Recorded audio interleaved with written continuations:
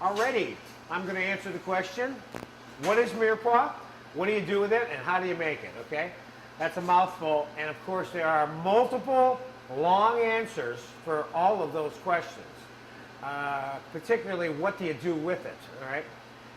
Celery, carrots, and onions, which is what the primary ingredients are for mirepoix, which is the term that describes this combination of aromatic vegetables that are used in multiple cooking formulas. You'll find the term mirepoix or celery, carrots, and onions, depending on what country the source of the recipe is. You'll find it in thousands, if not millions, of recipes, okay?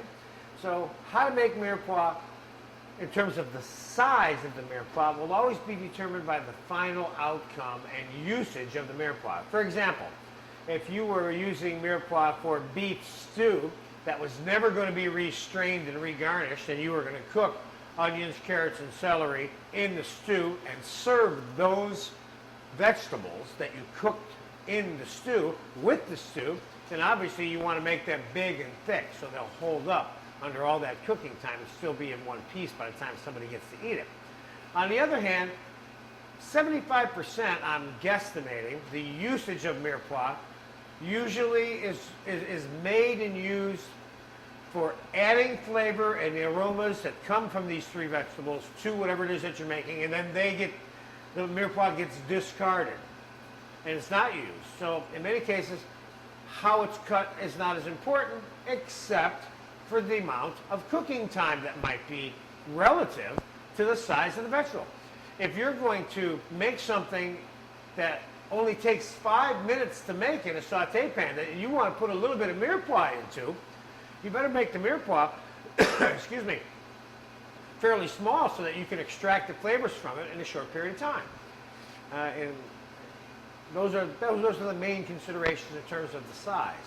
The other secondary considerations of the size would always be the consistency of the different vegetables being sized the same, so that there's a continuity in terms of the visual aspect of them in the final food that you're serving. So you don't want a big carrot next to a little piece of celery on the same plate. It doesn't go together.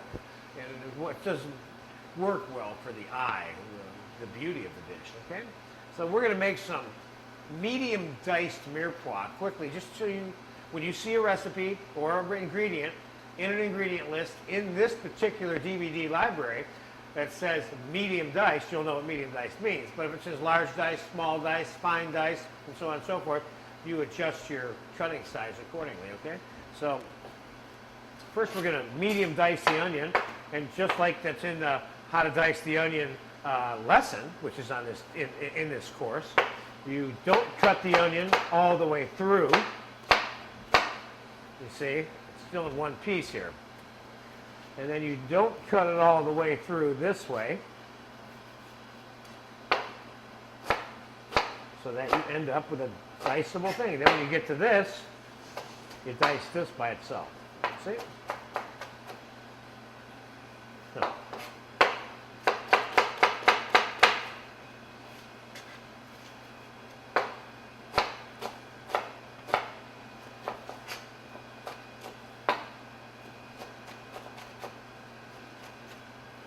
Onion. I want to make the celery approximately the same size. This particular piece of celery just needs to be cut in half in order to accomplish that. This is the size that one might use to garnish soup with if you're going to be eating the food that's in the soup itself. I mean, that's not being strained or pureed, whatever. Depending on the size of the carrot itself, might help you determine how to initially cut it before you cut it across. This is what we're about to do in a minute here, see? As I get to this half of the carrot, you'll notice I cut the carrot in half, because this end of the carrot, one end of the carrot rather, was small and tapered, so I'm going to want to approach how I selectively cut it prior to cutting it across differently than I might the fatter end of the carrot. So every single carrot is different, and so every time you cut every single carrot, you have to make that determination if you're looking for a specific size, okay?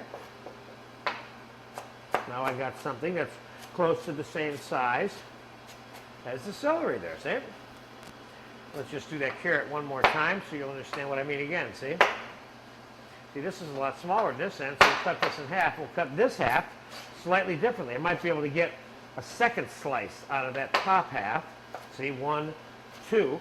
But when I get down here and I cut this one in half, I only get one slice down the middle because this end of the carrot's so much smaller. Now these will both be the same size when I'm done. This is important only relative to the visual aspects or the length of time that the mirepoix is going to be cooked.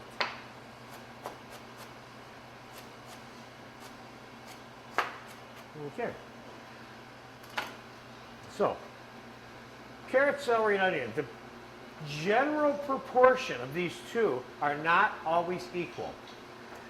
Usually, the carrot and the onion are equal in terms of the amount. Let's say you have 1 cup of onion, 1 cup of carrot.